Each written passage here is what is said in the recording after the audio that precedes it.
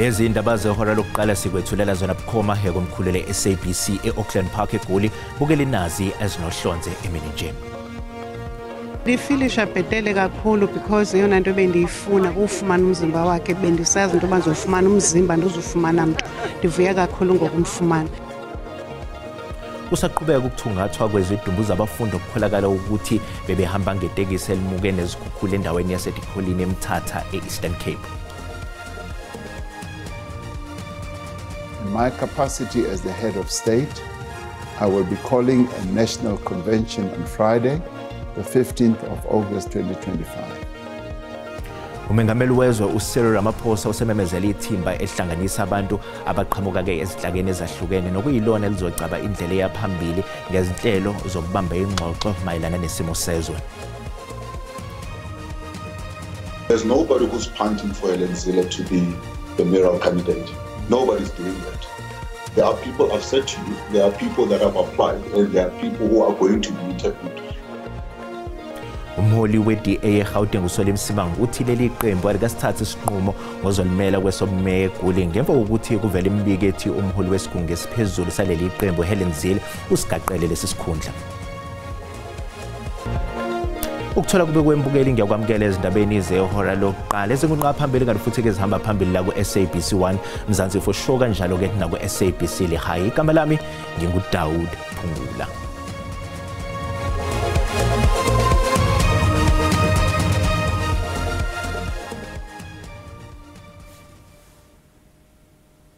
Ithimba lezenhlekelele KwaZulu-Natal lithi liphansi naphezulu ngokuhlola umonakalo emva kwemvula ke ebinamandla ehlasele lesifundazwe.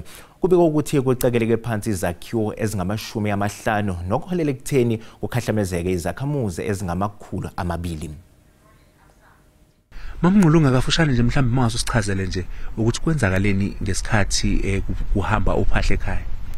Uthe ngekhathi nje lasemini izolo emini yasekuseni ngabona nje ngivele lapha ewindini ngilunguza kuba ngibona kunomoya omkhulu mangithi ngiyaqalaza nje ngiqalaza egcekeni nezingane ngabona umoya omkhulu ngamemeza izingane ngazama ukuphuma kwafika umoya wangena endlini la kulele khona izingane zabafana kwazumba ukuthayela ngenhlanta leyo ingane ibikhona phakathi ngizama ukuyimemeza ukuthi ayiphume yaphuma eminyango ngoba nomnyango vele usuvulekile.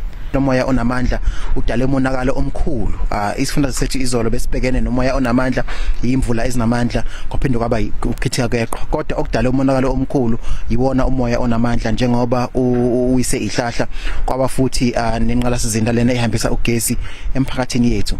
Umnyango ke uyabambisana nabo bonke omasipala kanye noEskom futhi uqinisekisa ukuthi imiphakathi yethu iyakwazi ukuthi ixhunyiswe kugesi. uEskom namhlanje kuseni umbiko osinikeze wona ukuthi umsebenzi uqalile zikhona indawo esexhunyiwe kepha zikhona futhi lezingakaxhunywa oMelmont eShowe oGingindlovu indawo nje eziningi zikhona kepha ungqongqoshe umfundisi uButhelezi akucela kakhulu kwizakhamuzi yikhona lokho ukuthi sibe patient njengoba umsebenzi uqhubeka nokwenziwa. Sizobuyisela izintambo ngakuwe studio. Kusenjalo esifundazweni Free State amathimba abhekele kezenhlekelele akwazile kulonyaka ukubhekana ke nesimo sezulu samazinga aphansi ahambisana nokukhithika kweqhwa. Selibonakalela phezulu intabeni iqhwa okuhlonzwa njengophawu lokuthi seliyaqala ukuncibilika eindaweni ezithile njengaseqwaqwa nakwezinye zezingxenye zomkhandlu wesifunda iThabo Mofutsanyana eFree State. Amathimba izimo eziphuthumayo nezinhlekelele awabika ngasigameko selokhu likhithikile esifundazweni. The snow caught us whilst we were not expecting it.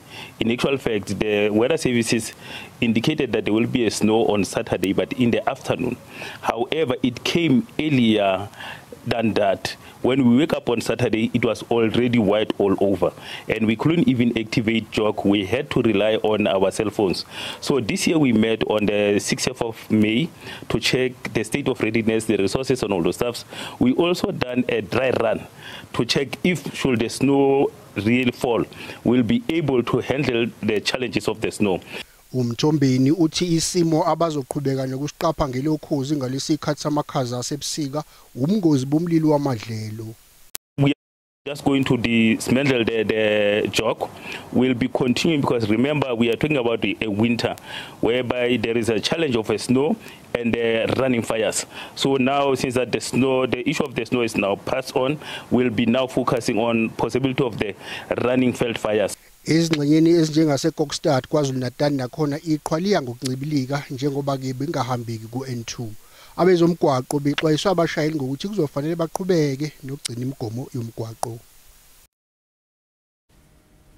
Sithanda ukuxwayisa ababukeli abasheshe bazwele ngokuqukethwe ilombiko olandelayo. Sekutholeke izidumbu zabantu abayisishiyagalombili okukholakala ukuthi abafunda bebehamba ngetekisi elimuke nezikhukhula endaweni yaseDikholini eMthatha eEastern Cape. Ukuzwayeka kabanzi ngalolu daba sixhumana ke nentatheli yeziko lezindaba zeSABC ufundiswa wakaMhlekude. Fundiswa ake sikubingelele sikwamukele ezindabeni zasemini. Sicela nje uqinisekise isibalo sezidumbu esezitholiwe namhlanje. Uphinde usitshele ukuthi lihamba kanjani uhlelo lokuthungatha ke izidumbu zabanye abantu.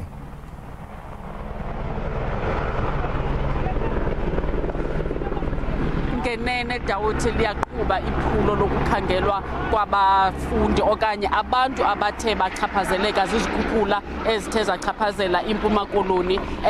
Besithethile nenkulumbuso yephondo uOscar Mabuyane wasixelela ukuba ngokwenkcukacha amanani abazifumanayo mhlambi balishumi elinesibhozo 18 abantu abasele bebhaqiwe, kodwa ngoku siyabona iindadi ziphuma nomnye umzimba. Loo nto izawuthetha ukuba ke ngoku bayi-19 abantu okanye imizimba ethe yabhaqwa apha ngasemlanjeni. Abanye ka abantu basaqhubeka bekhangela. Umzekelo urhulumente wephondo yena usinika inani lemizimba akwazileyo ukuyibona ngeliso lenyama, yaqinisekiswa ukuba ngenene ngabantu abasolekileyo. Kodwa xa sithetha abahlali bona basinika inani elingaphezulu kweli lithethwa ngurhulumente, ngoba bathi ngabo abavuke ngentsimbi yesine ekuseni namhlanje bakhangela abahlali besikhe sathetha nabo ngaphambili bathi bona baqikelele ba ilishumi elinesihlanu imizimba. Kodwa ke sizawuthatha elinani lisemthethweni silinikwa ngamagosa karhulumente elithi bayi-9 ababhaqwe namhlanje. Sidibanisa le 9 yayizolo, sidibanise le 9 namhlanje ibe yi-18, siphinde ke ngoku sidibanise le uyibonayo isiza nendadi ukulenza ke ngokwinani lemizimba efunyenweyo ibe lishumi elinethoba 19. Dawuthi. Alright, sibonga kakhulu yona ke intatheli yeziko lezindaba zeSABC ufundiswa wakwaMhlekude sibekela bukhoma endaweni ke yaseDikholini eMthatha eEastern Cape. Kanti ke uma sihlabela phambili umengameli wezwe uCyril Ramaphosa usememezela ke ithimba ehlanganisa abantu abaqhamuka ezinhlakeni ezehlukene nokuyilona elizocaba ke indlela eyaphambili ngezihlelo zokubamba ke ingxoxo emayelana ke nesimo sezwe.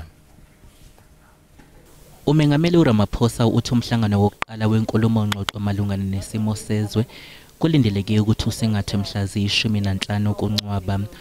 Uthi umhlangano wokuqala uzobe usulandelwa izithangami ezizoba izingeni lezifundazwe kanye nakuzwe lonke. In my capacity as the head of state, I will be calling a national convention on Friday, the 15th of August 2025. Uphinde wazwakalisa ukuthi zonke izinhlaka zomphakathi zizonikwa ithuba lokuzwakalisa imbono yazo ngokuthi zixazululwa kanjani izinkinga ezikhungethe izwe.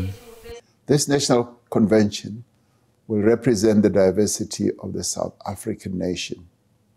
The first national convention will set the agenda for the national dialogue.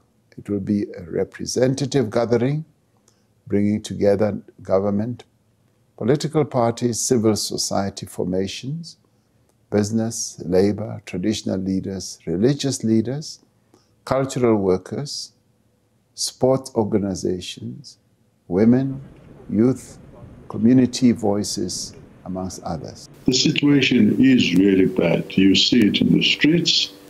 People are poor. 30 years on, really poor. In fact, statistics indicate that there's been an increase. Unemployment, I was glad the president talked about, confesses that unemployment is high and there's underemployment. Umengameli uRamaphosa uthi iphini lakhe uPaul Mashatile uzokuba usihlalo wekomiti elihlanganisa ongqongqoshe abehlukene elizohlanganisa lokho okuzoqukathwa uhulumeni kulezi ngxoxo. Umholi we-DA eGauteng uSoli Msimang uthi leli qembu likasithatha isinqumo ngozolimela kwesobmeya eGoli ngemva kokuthi kuvele imbiko ethi umholi wesigungu esiphezulu saleli qembu Helen Zille usigaqele lesi sikhundla. There's nobody who's punting for Helen Zille to be the mayoral candidate. Nobody's doing that. There are people, I've said to you, there are people that have applied and there are people who are going to be interviewed. And a candidate will then emerge from there. I can tell you there's even actually people that are coming from the private sector as well that have said, I've led, organizations that, have been able to then turn around and possibly I can then avail myself, for this process as well. So what Helen Zille is now saying or doing has got nothing to do with what the outcomes will be.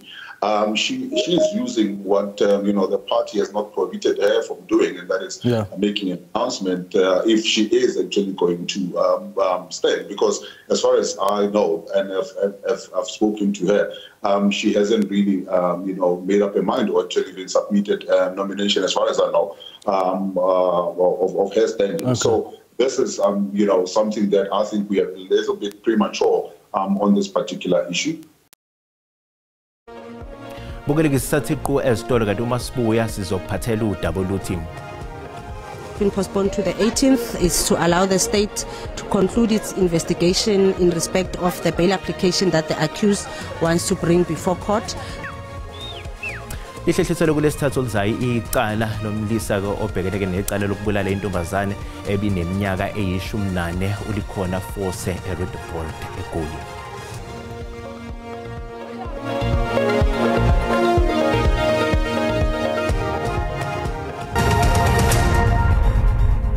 Bukela sikubingelele sikwamukela uma ngabe usanda ngena odabeni oluphambili besibiko ukuthi kusaqhubeka ukuthungathwa kwezidumbu zabafundi okukholakala ukuthi bebehamba ke ngetekisi elimuke nezikhukhula endaweni yaseDikhulini eMthatha eEastern Cape. Bukela sikhumbuza ukuthi lezi ndaba ziyatholakala ku-YouTube naku-SABC Plus. Ngena kuze uzicinge ngamagama athi SABC izindaba nakanjani uzozithola ngumjalo bazo. Inkantolo yemantshi yaseRoodepoort isihlehlisele umhlazi 18 kwephezulu icala losolwa ngokubulala kolikhona Force. uForce kwakubikwa ukuthi wanyamalala kodwa ke emva kosuku kwatholakala ke isidumbu sakhe esidindelezile esigangeni. Inkantolo yemantshi yaseRoodepoort ithi isizathu sokuhlehlisa icala ukuthi ikwazi ukuqoqa ubufakazi kanye nemininingwane ephathelene nomsolwa ngaphambi kokuba kuqala isicelo sebheyili. Ngesikhathi evele ngaphambi kwenkantolo umsolwa ukhale ngamakhaza nokuthi akanayo ingubo yokulala esitokisini. Been postponed to the 18th is to allow the state to conclude its investigation in respect of the bail application that the accused wants to bring before court. So it will include the profiling of the accused, checking whether or not he has any previous convictions, whether or not he has any pending cases against him, as well as whether or not he has been previously released on parole. INPA iphinde yaphawula ngokwenyuka kwesigameko zodlame olweyamene nobulili kodwa yathi iyazama ukusebenzisana nezinhlangano ezingenzi inzuzo zakuleli ukulwa nalesihlava. This is once more a chilling reminder of the need for urgent interventions. Interventions that seeks to end this type of violence, because we cannot have society living in fear, especially vulnerable groups like women and children. Izakhamuzi zithi isigameko esifuze esika Force ziyenzeka kule ndawo kodwa azikho izinyathelo ezithathelwa abasolwa. Every time, every day our kids are killed, but no suspect come out and say I'm the one who kill those kids. They take their parts, private parts. Is too painful. Umsolwa uzogcinwa esitokisini kuze kube uvela enkantolo ngokuzayo. Izisulu zobugebengu bokuthunjwa nokubulawa kwabesifazane zithi abasolwa ababili abahlonzwe ngamaphoyisa akusibo bodwa abathintekayo. Amaphoyisa athe saqhubeka ke nokuphenya ecaleni lokubulawa kuka-Olarato Mongale ngenyanga edlule, kanti ke omunye wabasolwa ubongani Mthimkhulu usaqhwela amathafa.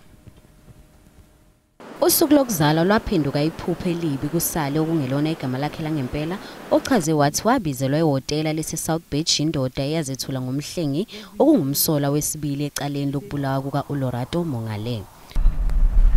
I've never thought that it was maybe too soon or too late because I mean here you are, you're at the right place and then somebody comes to you. You might think into yourself that you found love, so why not go for breakfast?